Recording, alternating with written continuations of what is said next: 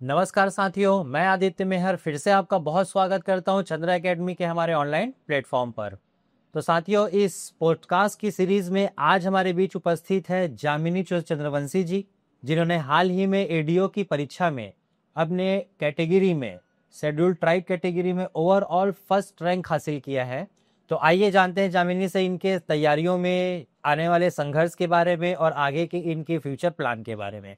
तो जामिनी जी, आपका बहुत स्वागत है आपका हमारी चंद्रा एकेडमी के ऑनलाइन प्लेटफॉर्म पे।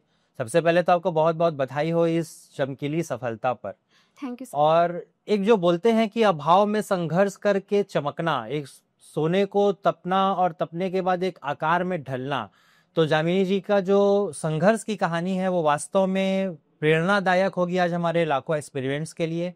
तो जामिनी, सबसे पहले तो मैं चाहूँगा कि आप हमारे एस्पिरेंट्स को अपना एक परिचय दीजिए। मेरा नाम जामिनी चंद्रवंशी है और मैं राजनांदगांव से बिलोंग करती हूँ। राजनांदगांव के टप्पा क्षेत्र के पास ही गादररोला गांव है, छोटा सा गांव है, वहाँ से मैं बिलोंग करती हूँ सर। और मेरे मम्मी पापा जो है कृषक है, लेकिन इसके अतिरिक्त तो वे नागपुर में जो है मजदूरी का काम भी करते हैं, रिक्शा चलाते हैं। मम्मी भी मजदूरी का काम करती है सर। अभी भी मजदूरी का काम करते हैं हाँ पापा? जी सर। तो क्या प्लानिंग है, अब पापा को मजदूरी करने से मना करना है, आप बुलाना है अपने पास वापस, साथ में रखना है, ऐसा कोई योजना? यस सर, ये मेरा पहले से ही उद्देश्य था कि जैसे मैं अपने पैरों पे खड़ी हो जाऊंगी, मेरी जॉब लग जाएगी, तो मैं अपने मम्मी पापा को वो काम नहीं करने दूंगी। यदि इनकम का कोई सोर्स है तो ऐसी कोई व्यवस्था करूंगी जिससे घर बैठे उनको मतलब आय हो और वे घर वापस आ जाए, मतलब अपने गांव। बहुत बढ़िया है यार जामिनी, आपने वास्तव में अपने परिवार की स्थिति को अब आपने सुधारा है। ऐसा बोलते हैं कि एक जो गरीबी का दुष्चक्र होता है, एक जो विशियस साइकिल होता है, एक जो पुअर्टी का, किसी भी एक व्यक्ति के अच्छी नौकरी लग जाने से, सरकारी नौकरी लग जाने से पूरे परिवार की सूरत बदल जाती है। तो वो काम आपने शायद अपने घर में अब कर दिखाया है। जी। शायद आप अपने गांव की पहली अधिकारी होंगी जो सरकारी पद पर आएंगी। Yes sir. चलिए, बहुत अच्छा है जामिनी। तो आपकी इस सफलता में आपने इस संघर्ष की शुरुआत कब से की? कितने समय हो गए आपको ये पीएससी और इसकी तैयारी को, व्यापम की तैयारी करते हुए? सर मैं 2020, मुझे तारीख याद है, 16 फरवरी 2020 को मैं आई थी। वो कोरोना का समय था, लेकिन उससे पहले आ गई थी। कोरोना का समय स्टार्ट होने से पहले मैं यहाँ आ गई थी और तब से मैंने पीएससी के लिए मैं आई थी, सीजीपीएससी के लिए आई थी सर मैं यहाँ प्रशासनिक अधिकारी बनने के लिए। उसके पश्चात कोरोना के समय मेरी पढ़ाई में रुकावट आई थी। फिर उसके 2020 के बाद 2021 में मैंने कंटिन्यू किया यहाँ आकर फिर से दोबारा। अच्छा, तो पीएससी की तैयारी करने के लिए आप आए थे और पीएससी की तैयारियों से सीधा व्यापम के वन डे एग्जाम में कन्वर्ट होने का विचार कैसे आया आपके मन में? सर मैं 2020 में 2021 में मेरा प्रीलिम्स क्लियर हुआ था, मेंस दी थी, 2022 में भी क्लियर हुआ था और 2023 में सर मैं फेल हो गई थी। तो मैंने सोचा कि ये 3 स्टेज का होता है, प्रीलिम्स, मेंस और इंटरव्यू, तो काफ़ी समय लग सकता है। इसलिए मैंने सोचा कि वन डे एग्ज़ाम्स को भी सीरियसली देना चाहिए। वो यदि उसकी अच्छे से तैयारी की करूँगी तो फिर वो एक दिन का है, जल्दी हो जाएगा। अगर क्लियर हो जाता है तो जल्दी पोस्ट मुझे मिल जाएगी करके। इसलिए 2023 में मैं व्यापम की ओर स्विच की थी। पीएससी के साथ साथ व्यापम को भी अच्छे से देने तैयारी स्टार्ट की थी सर मैंने उसकी। यानी राज्य के लाखों युवा आज वन डे एग्जाम की तैयारी करते हैं, उनका भी सपना होता है आप जैसे ही सक्सेस पा करके अपने लाइफ को सेटल कर लेने का। तो ये जो युवा हैं आज के समय में जो तैयारी कर रहे हैं, और आज के समय में ये गला काट प्रतिस्पर्धा देखते हुए सबको ये रहता है कि भाई कौन सी स्ट्रेटेजी अपनाई जाए, कौन सा प्लान रहे इनका जिसके तहत ये तैयारी करें। तो आपने अपनी तैयारियों में स्ट्रेटेजी कैसे बनाई और कैसे उसको एग्जीक्यूट किया, उसको आपने क्रियान्वित कैसे किया आपने? यही डिसाइड किया। पहले मैं पीएससी की तैयारी कर रही थी, तो कोई एक जॉब चाहिए, इसलिए फिर अभी मैं यहाँ पे हूँ, इसलिए व्यापम एडीओ को चुना क्योंकि मेरे पास पीजीडीआरडी था और उसमें मैथ्स भी नहीं था। मेरा मैथ्स थोड़ा सा कमज़ोर है, तो मैंने सोचा मैं जो थ्योरी है मैं बहुत अच्छे से कर सकती हूँ, इसलिए मैंने उसकी प्रॉपर तैयारी की अच्छे से। मैंने मेंस को छोड़ दिया और सर मैं मेंस को छोड़ दिया मैंने 2025 में ही। मेरा प्रीलिम्स भी क्लियर हुआ था और उसी समय प्रीलिम्स के बाद एडीओ का नोटिफिकेशन आया। मैंने मेंस की तैयारी स्टार्ट कर दी थी और और एडीओ भी आ गया था, तो मैं दुविधा में पड़ गई थी कि मैं कौन सा चुनूं करके, क्योंकि मैंने मन बना लिया था कि अब इस बार मैं अच्छे से दूंगी मेंस को और सीजीपीएस को क्लियर करने के लिए और अच्छे से ट्राई करूंगी करके। लेकिन लेकिन घर में कुछ ऐसी सिचुएशन बनी कि मुझे घर वापस जाना पड़ सकता था। तो मैंने डिसाइड किया यदि मैं अगर फिर से मेंस प्रीलिम्स तो मेरा निकल गया था, अगर मैं फिर से फेल हो गई तो इसलिए मैंने एडीओ को चुना सर। एडीओ को चुना और सीजीपीएस को छोड़ दिया। फिर उसके लिए जो प्रॉपर स्ट्रेटजी अपनाई एडीओ के लिए, जो सिलेबस था उसको पूरा कंप्लीट किया और ऑब्जेक्टिव ज़्यादा से ज़्यादा सॉल्व किए और टेस्ट सीरीज ज्वाइन की एक से अधिक। फिर और खुद एनालिसिस करती गई सर कि कहाँ पे कमी कर रही हूँ। जब मेरा मार्क्स नहीं आते थे अच्छे से तो फिर मैं और अपना रिवीजन को बढ़ाती गई, रिवीजन को मैं अच्छे से करती गई, रिवीजन को और बढ़ाती गई और उसमें वो तथ्यात्मक था बहुत ज़्यादा, उसमें डेट्स बहुत सारी थी तो याद करने में बहुत मुश्किल होता था। तो मैंने सारे डेट्स को एक साइड में रख लिया और सर शॉर्ट नोट्स भी बनाए थे। इतना बड़ा सा वास्ट सिलेबस था तो सिनॉप्सिस बनाया और उसको मैं रटती गई। तो हमारे एस्पिरेंट्स के लिए आप क्या सलाह देंगी कि क्या उनकी स्ट्रेटेजी होनी चाहिए पढ़ाई को लेकर के या उनके टारगेट को लेकर के? वही पहले डिसाइड कर ले कि व्यापम में जाना है कि पीएससी में जाना है। उसके बाद जो भी एग्ज़ाम वो देना चाहते हैं, क्लियर करना चाहते हैं, उसका सिलेबस उसके सिलेबस को अच्छे से देख ले, उसको पढ़े जो भी मटेरियल है और मटेरियल को जो है या सोर्स है उसको कम रखें और ज़्यादा से ज़्यादा रिवीजन करें। हाँ, और टेस्ट सीरीज ज्वाइन करें और सेल्फ एनालिसिस करते रहें। मतलब एक सेल्फ टारगेट पहले सेट करो कि आपको करना क्या है, उसके अकॉर्डिंगली उसके सिलेबस की तैयारी करो, मैक्सिमम टेस्ट पेपर सॉल्व करने की कोशिश करो। चाहे जो सिली मिस्टेक्स होते हैं एग्जाम में, जनरली देखेंगे कि थोड़ी थोड़ी सिली मिस्टेक्स से कोई एक नंबर या पॉइंट कुछ नंबरों के लिए बहुत सारे लोग चूक जाते हैं, तो उसकी संभावना शायद प्रैक्टिस से ठीक हो जाती है। Yes sir. और यहाँ पे अटेम्प्ट्स भी मैटर करता है, क्योंकि मैं पिछले व्यापम में मैंने देखा है कि मैं अटेम्प्ट करने से मैं डरती थी। तो मेरे फ्रेंड्स ने भी मुझे सजेस्ट किया कि अपने जो अटेम्प्ट्स को है, जो एग्ज़ाम के समय में अटेम्प्ट्स को बढ़ाओ। हाँ, क्वेश्चंस को ज़्यादा से ज़्यादा अटेम्प्ट करो। व्यापम में 1/4 रहता है तो उसमें अटेम्प्ट कर सकते हैं, तो मैंने अपने अटेम्प्ट्स को बढ़ाया। अटेम्प्ट्स सर पिछले व्यापम ना निकलने का कारण भी यही था कि जैसे मंडी सचिव में उसकी भी मैंने बहुत अच्छे से तैयारी की थी, लेकिन शायद 2 मार्क्स से मैं रह गई थी, तो उसमें भी मैंने अटेम्प्ट अच्छे से नहीं किया। तो स्ट्रैटेजी को मैंने चेंज किया और अपने अटेम्प्ट्स को बढ़ाई और रेडियो में मैंने 94 अटेम्प्ट किए थे। जैसा देखा गया है कि ये जो बार बार असफलताएं मिलती हैं, काफ़ी लंबे समय से जैस्मिन आप तैयारी कर रही हैं, तो जो बार बार असफलताएं मिलती हैं बीच बीच में एक डीमोटिवेशन जैसा आता है, सबके साथ आता है। इतने एकदम वास्ट ये सिलेबस है, लंबी प्रक्रिया है तैयारी की, तो इस टाइम पे आता है कि नहीं बस अब हो गया, मेरे से नहीं हो पाएगा, अब छोड़ देना चाहिए, मेरे बस की बात नहीं। ऐसा जनरली ऑलमोस्ट 90% लोगों के दिमाग में ये आता है। तो तैयारियों के दौरान आपके दिमाग में भी आया होगा लगातार अनसक्सेस देख के। तो ये जो मेंटल पोजीशन रहती है, जो कंडीशन रहती है जब आप गिव अप करने का मन करता है आपका, तो वो कौन सी चीजें हैं जो आपको यहाँ रोक करके रखती है कि नहीं आपको तो करना ही है, बिना रिजल्ट के नहीं जाना? यस सर, लगभग मुझे ये अचीवमेंट पाने के लिए 5 साल लग गया।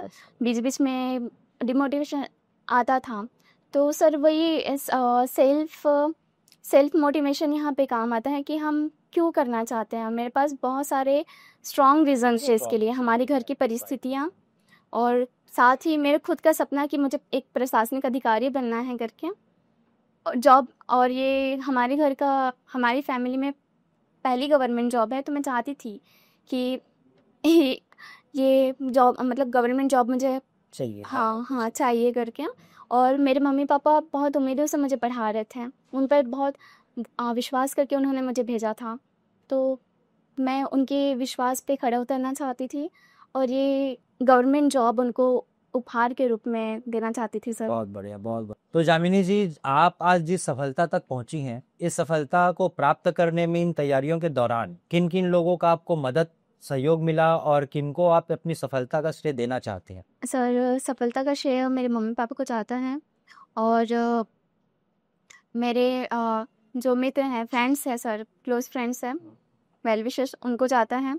क्या मतलब क्या योगदान रहा उनका आपकी तैयारियों को लेकर के, तैयारियों के दौरान कैसे आपको उनसे प्रेरणा मिलती थी कि मुझे कुछ करना है? मेरी तैयारी के लिए तो प्रेरणा स्रोत मेरे पेरेंट्स ही रहे हैं, क्योंकि वो जिस प्रकार से काम करते हैं, मेहनत करते हैं, वही मेरे लिए सबसे बड़ा मोटिवेशन है।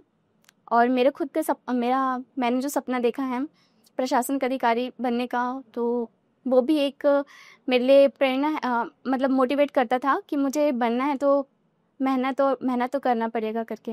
इसलिए मैं पढ़ती रही सर, कंसिस्टेंट रही मैं पढ़ाई के लिए। अब जैसे आप अभी सफल हो चुके हो, आप अपने माता पिता के सपनों को पूरा कर चुके हो, तो अब आप अपने माता पिता के लिए आगे क्या करना चाहती हैं? मम्मी पापा बहुत मेहनत वाला काम करते हैं, रिक्शा चलाते हैं। मम्मी भी मतलब शारीरिक काम करती हैं, तो मैं उनको अब वो नहीं करने दूंगी। ये अच्छा, आपकी ये जो तैयारियां हैं, क्या ये सफलता करत यहीं रुक जाना है या आगे भी और आपको अभी जाना है? अभी और तैयारियां आप करेंगी आगे? जी सर, मैं उच्च पद में जाना चाहती हूँ, मैं इसके लिए तैयारी भी करूँगी आगे।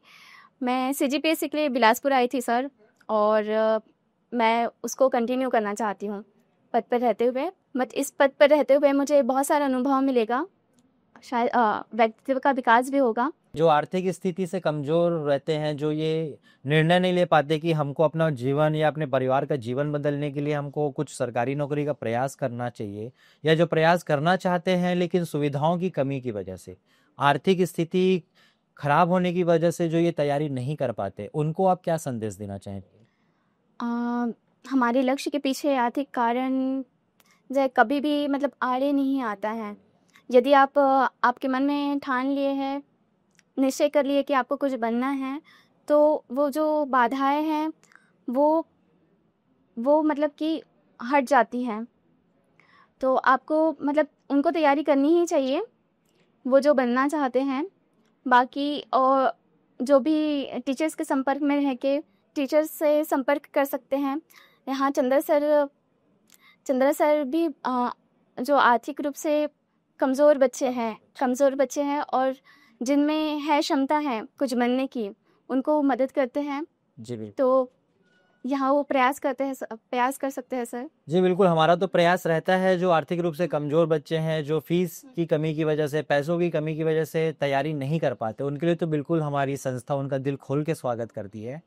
तो जामिनी जी, आपका हमारी संस्था के साथ अनुभव कैसा रहा और आप कब से हमारी संस्था से जुड़ी हुई हैं? सर मैं प्रत्यक्ष रूप से क्लासेस तो नहीं की, लेकिन मैंने टेस्ट सीरीज़ ज्वाइन किया था, और मेंस का और जो भी व्यापम के एग्ज़ाम्स होते थे उसके लिए भी, एडीओ के लिए भी मैं यहीं से टेस्ट सीरीज़ ज्वाइन की थी सर, और मुझे बहुत मदद मिली। जो टेस्ट सीरीज़ का यहाँ जो स्तर है वो बहुत अच्छा रहता है। हमें व्यापम में 2 घंटे का टाइम मिलता है, लेकिन यहाँ 1.5 घंटा दिया जाता है।